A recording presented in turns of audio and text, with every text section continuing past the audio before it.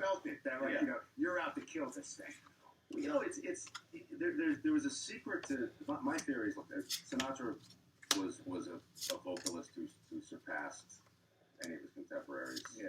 But beyond that, I think part of that is the fact that the secret weapon, he understood better than anybody what an orchestration, what an arrangement, what an orchestra can do for you, and the cushion it can give you, just make you sound better. And his orchestrations are just light years beyond anything else that was being written. That's with the records that we do. It's the same thing. It's not just about singing a song. It's a showcase for the orchestra. Right. And you got nominated for a Grammy for the one you wrote for an Academy Award for the Was it from Ted? From Ted, yeah. Yeah, for that song. Yeah. Do you see yourself as having is that going to be a thing you do? Are you going to be Randy Newman? Are people going to? I can't. I would love to be able to write for orchestra. I'd have to go back to school for years, and so now you write the things and you say to the guys like, "Can you put something together?" You know what? It's the one part for me that's retained this kind of mystery, because I work with composers that I love, but I'm not able to orchestrate myself. You can't say, "Can we take it to the 9 after that?" Yeah, I mean, my communication skills have gotten better. Like I can say, can we make that a little more rubato, which I didn't used to be able to. But before it was like longer. Yeah. But it is the one part of the process for me that I kind of like the fact that it's still sort of this magical thing that I don't completely understand. Right. And you've got guys that know what they're doing, and you can be sort of like enchanted by it. Yeah. As opposed to sort of like, no, you got to bring up the oboe. Exactly. I want to be that guy, then I love this guy. I think I have been that guy once or twice. So. Well, thanks for copying. Biggie. You shit on the oboe guy. I know there's so few of them too. I know. Parts of those guys. Tough being man. So when did you think you started enjoying, pissing people off? Like when did that? Because it must have happened with the comics. Yeah, it did actually. It was. I used to do a weekly comic strip for our local paper, Kent, and I did one when I was 9 or 10. Yeah. And the guy taking communion, and he says, "Can I have fries with that?" Right. And I was like, we went to church because I was in a choir. We weren't a religious family, but we went. I was always Catholic. Episcopalian. Okay. I was always just weirdly confused and fascinated by communion. The whole process was just so creepy and Dude, the whole thing is witchcraft. Yeah, Like, it was just such a strange, weird thing. Like I didn't get it. I still don't get it. It's ritual magic. It's like they're putting these little wafers on the tongue, and I kind of want to know what they taste like. But look at these adults kneeling while other adults put things in their mouths. Which I guess that's all over the internet. But right. But I did this comic strip, and I got an angry letter from the local priest. Yeah. And he said, "Shame on you for insulting the Almighty God and those who love Him." And down below he had written, "You like me? Check yes, no, or maybe." No, it was a very interesting thing to kind of process at that age. How old were you? I was like 9 or 10. And can you remember how you processed it? Was it a good feeling, or did you feel horrible? I didn't, because my parents helped me to. They said, "Look, this is." You made. I don't think they particularly liked the guy anyway, so I think they were like, "Yeah."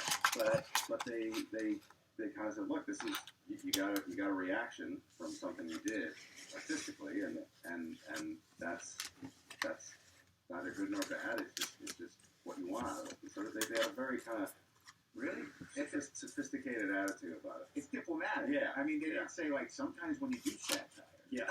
The object of it is actually to piss these guys off. Exactly. This is exactly what you need to be doing with your life. Yeah, I mean that would have been I mean their sense of humor was so it was just dark. Yeah, it was dark. So that was normal. Yeah, that was probably like on the lighter side of the spectrum. Yeah, I remember like there was a moment like for some reason whatever this is triggering in me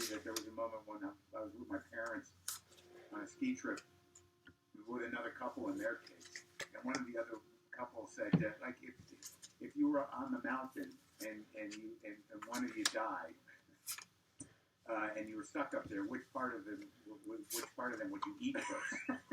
And I must be like 8. And my mother goes, the penis. At least I'm used to that. And I'm like, that's where I get it. That is. My mother was exactly the same way. That is exactly the kind of thing that would come out of her mouth. Yeah. And so that gets normalized, and that's a fucking gift, really. Yeah. So like my mother, there was a line in Wayne's World that my mother thought was the funniest thing, and she would butcher it when she would retell it. Seymour Wayne's on the phone at the Chinese restaurant, and he goes, "Yes, I'll have the cream with some young guy." And my mother would tell this at parties. Have you seen the movie? It's hilarious. He's on the phone with this Chinese restaurant, and he says, "I'll have the cream of some young guy." Delivery is her own.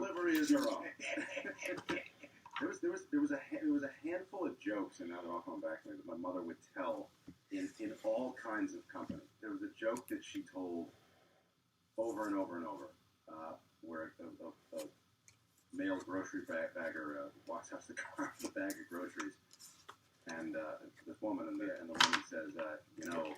Letitia Way, I have an itchy pussy. And the guy goes, I get all those Japanese cars mixed up. And my mother would tell this joke to everyone she met. You instantly know what you were doing. It seems like she liked the Asian themed jokes.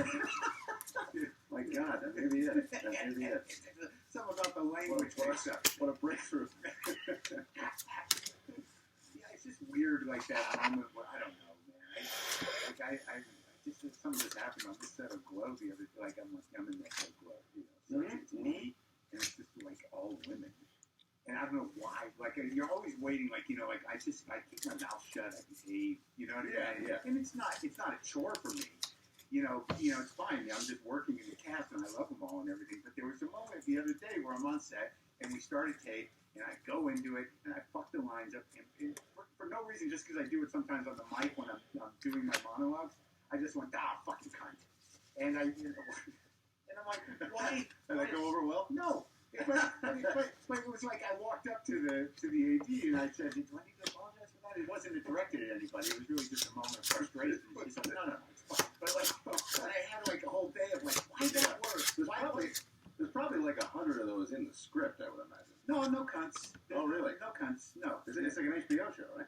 No, it's on Netflix, but no, it's not. It's not that kind of show. It's about women wrestlers in the 80s, but it wasn't completely out of character. But it's just one of those things. Like sometimes I'll do it here, right. Like if I'm doing an ad read. Yeah. It's not for my producer. It's just what I do. Like fucking balls. Just say it because it feels like I think most people,